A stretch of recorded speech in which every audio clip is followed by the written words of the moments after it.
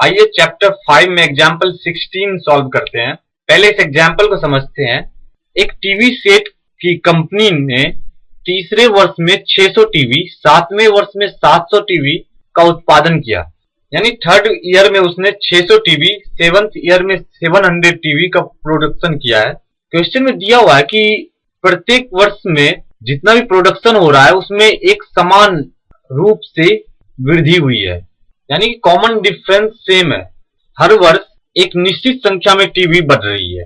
तो हमें पता लगाना है फर्स्ट ईयर में कितना प्रोडक्शन हुआ था, 10वें ईयर में कितना प्रोडक्शन हुआ था, और तीसरे पार्ट में पता करना है कि फर्स्ट 7 ईयर में टोटल उत्पादन कितना है, यानी कि फर्स्ट 7 ईयर्स का टोटल सम निकालना है। आइए इस क्वेश्चन का सॉल्यूशन करते हैं।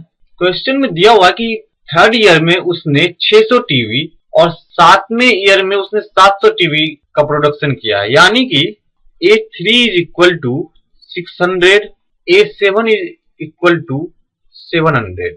ये दोनों वैल्यू क्वेश्चन में दिए हुए हैं। हम जानते हैं कि AN is equal to A plus N minus 1 into D होता है। अब N की जगह 3 पुट करने पे A3 is equal to A plus 2D। A3 की वैल्यू 600 है, तो 600 is equal to A plus 2D। इसे हम इक्वेशन फर्स्ट मान लेते हैं। अब इस फॉर्मूले में n की जगह 7 पुट करने पे A7 is equal to A plus 7 minus 1D। A7 is equal to A plus 6D। A7 की वैल्यू 700 है, तो 700 is equal to A plus 6D। ये इक्वेशन सेकेंड हो गया। इक्वेशन सेकेंड में से अगर हम इक्वेशन फर्स्ट को माइनस कर दें तो A एलिमिनेट होके D की वैल्यू हम कैलकुलेट कर सकते हैं, जो कि कॉमन डिफरेंस है। तो hence equation second minus equation first we get A plus 6D is equal to 700, A plus 2D is equal to 600। Minus करने पर साइन चेंज हो जाएंगे, माइनस माइनस माइनस, A और माइनस A कैंसिल हो जाएगा। 6D minus 2D 4D is equal to 100, D is equal to 25। D की value हमें मिल चुकी है, यानी कॉमन डिफरेंस हमने पता कर लिया है। अब हमें फर्स्ट टर्म A की वैल्यू पता करनी है। Put the value of D in equation first we get. First equation है A plus 2D is equal to 600।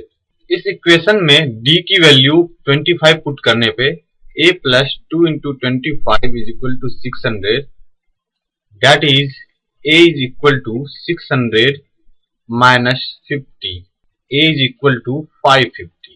और हम जानते हैं कि A किसी भी AP का फर्स्ट टर्म होता है।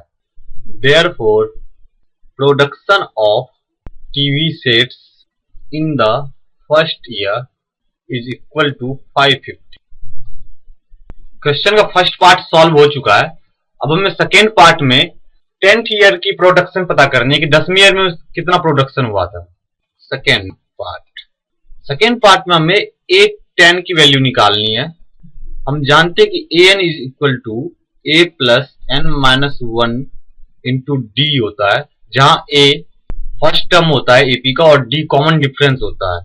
अब N की जगह 10 पुट करने पे A10 is equal to A plus 10 minus 1 into D। A10 is equal to A की वैल्यू अभी हमने निकाली थी 550 प्लस 9 इंटू D। D की वैल्यू हमने कैलकुलेट की 25। तो A10 is equal to 550 plus 225 is equal to 775। Therefore, production in 10th year is 775। Question का दूसरा पार्ट भी सॉल्व हो चुका है। अब तीसरे पार्ट को सॉल्व करते हैं। तीसरे पार्ट में दिया हुआ है कि the total production in first 7 years, यानी पहले 7 ईयर्स में कितने टीवी का उत्पादन हुआ। इसका मतलब है हमें फर्स्ट 7 टर्म्स का सम निकालना। थर्ड क्वेश्चन में हमें S7 की वैल्यू निकालनी है।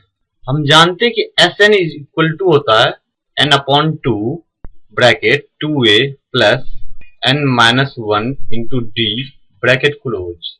ये सम ऑफ n टर्म्स का फॉर्मूला है। अब हमें सम ऑफ 7 टर्म्स का वैल्यू निकालनी है, यानी n की जगह 7 पुट होगा। S7 is equal to 7/2, 2 into A की वैल्यू 550 है, प्लस 7 माइनस 1 इन डी की वैल्यू हमने 25 कैलकुलेट की थी, bracket close. S7 is equal to 7/2 1100 plus 150 is equal to 7/2 into 1250। 1250 को 6 to 5 बार में डिवाइड करेगा, is equal to 7 into 6 to 5, that is S7 is equal to 4375। Therefore, the total production of TV sets in first 7 years is 4375.